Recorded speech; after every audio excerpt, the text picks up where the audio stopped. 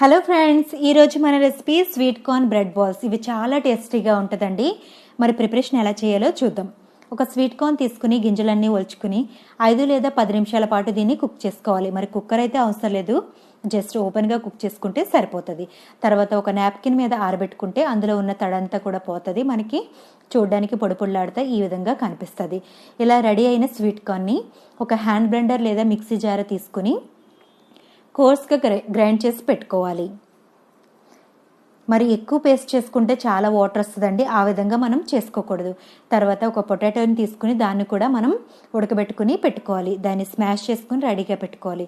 ఒక మిక్సింగ్ బౌల్లో మనం స్మాష్ చేసి పెట్టుకున్న 1 పొటాటో యాడ్ చేసుకోవాలి. తర్వాత గ్రైండ్ చేసి పెట్టుకున్న స్వీట్ కార్న్ కూడా ఇందులో యాడ్ చేసుకోవాలి. తర్వాత సన్నగా కట్ చేసి పెట్టుకున్న కొన్ని ఆనియన్స్, ఇంకా కొత్తిమీర. ఇక్కడ 3 కలర్స్ క్యాప్సికమ్ యూజ్ చేస్తున్నామండి, రెడ్, గ్రీన్ ఇంకా ఎల్లో కలర్.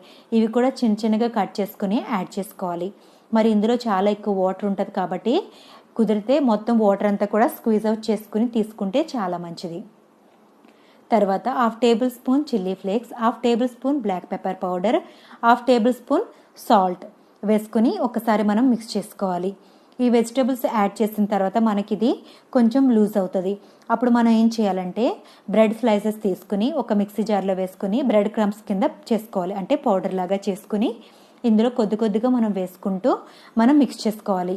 ఇది మనకి చేతులకు అంటుకోకుండా ఒక బాల్ లాగా వచ్చిందంటే మనం కరెక్ట్గా దీన్ని కలిపినట్టు. ఆ విధంగా మనం చేసుకోవాలి. మీరు ముందు లూజ్ చేసుకుంటే కనుక ఇక్కడ బ్రెడ్ క్రమ్స్ అనేది చాలా ఎక్కువ పడుతుందండి. అలా ఎక్కువ బ్రెడ్ క్రమ్స్ వేసినా టేస్ట్ అనేది మంచిగా ఉండదు. మ్యాక్సిమం మనం అది టైట్ చేసుకుంటే మనకి బ్రెడ్ క్రమ్స్ తక్కువ పడుతుంది, టేస్ట్ చాలా బాగుంటుంది.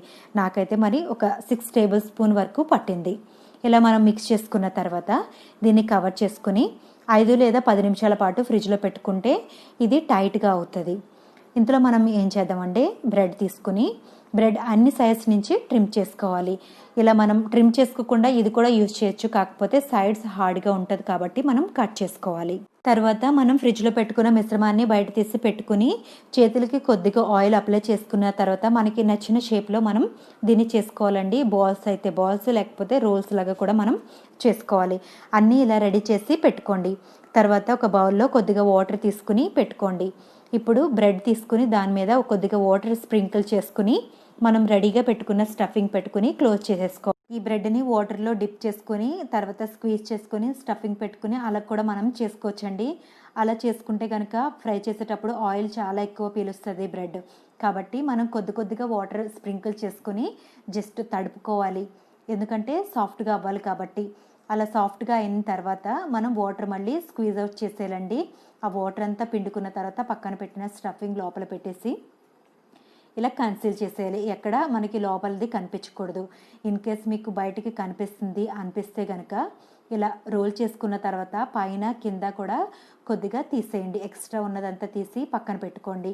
తర్వాత మీకు ఎక్కడైతే లోపలిది బయటికి కనిపిస్తుంది అనిపిస్తే కనుక ఇలా పక్కన పెట్టుకున్నది కొద్దిగా తీసుకుని మళ్ళీ వాటర్లో తడుపుకుని దాన్ని కవర్ చేసేయండి. అప్పుడు మీకు కరెక్ట్గా వస్తుంది. ఇలా అన్నీ రెడీ చేసుకుని ఒక 5 లేదా 10 నిమిషాల పాటు దీన్ని ఫ్రిడ్జ్లో పెట్టుకోవాలి. అప్పుడు ఇది టైట్ అవుతుందండి. తర్వాత స్టవ్ ఆన్ చేసి మనం కడాయి పెట్టుకుని 2 లేదా 3 టేబుల్ స్పూన్ వరకు ఆయిల్ వేసుకోవాలి. ఆయిల్ బాగా హీట్ అవ్వాలండి. ఇనిషియల్గా బాగా హీట్ అయిపోయిన తర్వాత ఈ బ్రెడ్ బాల్స్ వేసుకోవాలి. హీట్ అవ్వకుండా మీరు వేసారంటే కనుక ఒకదానికి ఒకటి అంటుకుపోతుంది. అందుకని హై ఫ్లేమ్లో పెట్టుకుని ఒక 5 నిమిషాలు బాగా హీట్ అయిపోయిన తర్వాత మన పక్కన పెట్టుకున్న ఈ బ్రెడ్ రోల్స్ వేసుకోవాలి. వేసుకుని ఒక్కసారి కొంచెం కలర్ వచ్చిన తర్వాత సిమ్లో పెట్టుకుని 2 లేదా 3 నిమిషాల పాటు ఫ్రై చేసుకుంటే సరిపోతుందండి. అన్ని సైడ్స్లో దీన్ని తిప్పుకుని మనం ఫ్రై చేసుకుంటే ఈవెన్గా ఇలాగ మనకి కలర్ వస్తుంది. ఇలా మనం ప్రిపేర్ చేసి ఫ్రిడ్జ్లో పెట్టుకుంటే కనుక ఎప్పుడు కావాలంటే స్నాక్స్ అప్పుడు బయటకు తీసుకుని ఫాస్ట్గా చేసుకుని తినేయవచ్చు.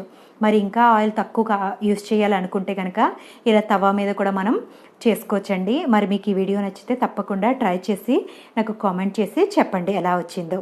Thank you for watching.